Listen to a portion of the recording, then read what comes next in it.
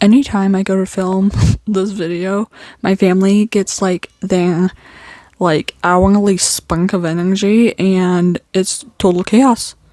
Total chaos. But with that being said, we are doing a WCC, a webcam case on the Claire Milling case. If you're not familiar with this case, essentially Claire Milling was a 14-year-old girl who stabbed her 19-year-old disabled sister 7 times in February of 2021 in Pennsylvania. This case is super interesting because, first off, now Claire is going through a trial, and she is currently 16, and she's just the whole thing's just kind of crazy. Like, killing people is kind of crazy, but I'm going to essentially get into why I think this case in particular is so, interesting to learn about. Not interesting. And I don't know. Is that the right word? You will eventually get a PowerPoint presentation sometime in this video about this case, but I wanted to focus on something I noticed no one really mentions it when they talk about this case, and it's not being mentioned in court, which is glass child syndrome. If you don't know what that is, it's essentially when you have a disabled sibling, you are a glass child in the sense you appear stronger to most because you do have a disabled sibling, but you're not strong, you're glass weak. Like, that's what it essentially means. Like, you are a glass child, if that makes sense. I wanted to bring this up because I originally learned about the glass child syndrome through TikTok, because a lot of TikTok videos I was getting was like, imagine finding out you're raising young siblings a glass child, and I'm like, what is going on? Essentially, like I said, if you have a disabled sibling and you appear stronger than what you're feeling, you are a glass child because you're not as strong as what you're putting out. I only mention this because I've never seen anyone mention it when talking about Claire Milling and the case of her killing her sister, but I think that's very interesting to note. So let's get into the PowerPoint presentation. Welcome to the freaking PowerPoint. Like I said, this is going to be a more in-depth detail of the case of Claire Milling, so I'm going to kind of read off the PowerPoint, kind of share my thoughts, and we'll go from there. On the night of February 22nd, 2021, in Pennsylvania, Claire Milling, 13 at the time, sneaks into her sister's room, 19, and stabs her to death. Helen, her sister, was disabled with cerebral palsy. Claire would end up stabbing her sister 7 times and end up waiting 6 minutes before she called 911.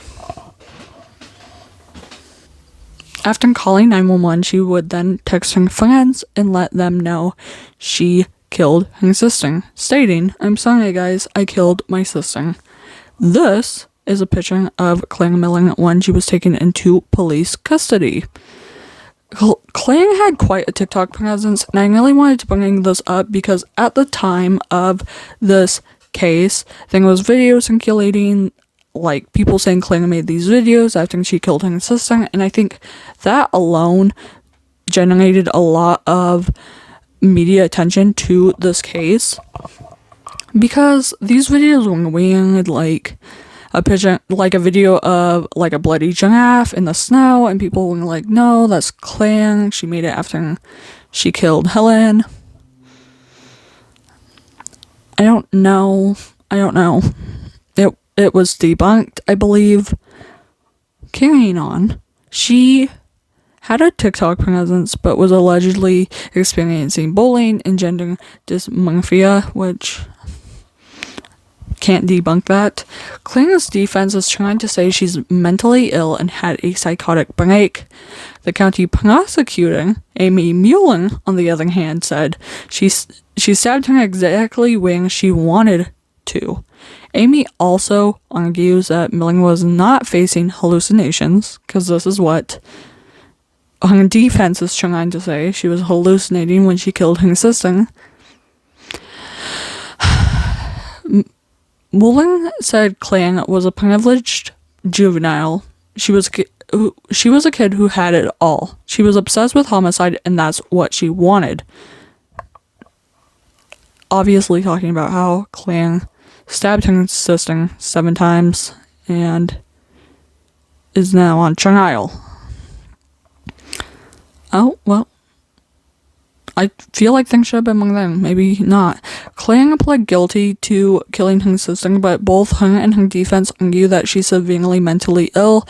And at this time of me recording this, the judge is actually looking at charging her as an adult, because Pennsylvania is one of the states that will charge you as an adult if the case is bad enough. So they're actually looking at charging her as an adult and not like a juvenile, which the only difference then would be from if she was charged as a juvenile, she'd go not to prison immediately, she'd go to a mental health facility for criminals, and then at the age of 18 be transferred into the main prison, if that makes sense. But they are looking at charging him to as an adult, and in a lot of the articles I read, those absolutely turn her parents up, because obviously they have lost their oldest at the hands of their youngest, and they just want one of their children, which, if it were me, personally, one of my kids killed the other kid,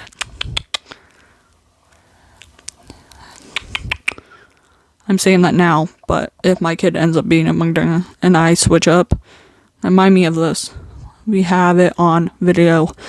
I feel for her parents a lot in this case, considering, Helen lived 19 years with cerebral palsy and probably could have lived a good life if Klang didn't make that decision to kill her sister.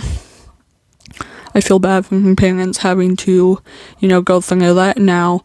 Then other child's literally on trial for killing her sister. Like, with that being said, I'm gonna close out. I hope this webcam crime did it for you, summed it up a little bit, because I wanted to. I have a bunch of little cases that didn't make it into my initial set of webcam cases that I think I'm going to eventually roll out throughout, the coming months. And Klang Milling was one I actually watched the summer of last year. So I watched it when it was a fairly new case, and at that point in time they didn't know how she was going to be charged, whatever. A lot of the updates I gave you are from March of this year. With that being said, I hope you learned something new. I will see you in a vlog.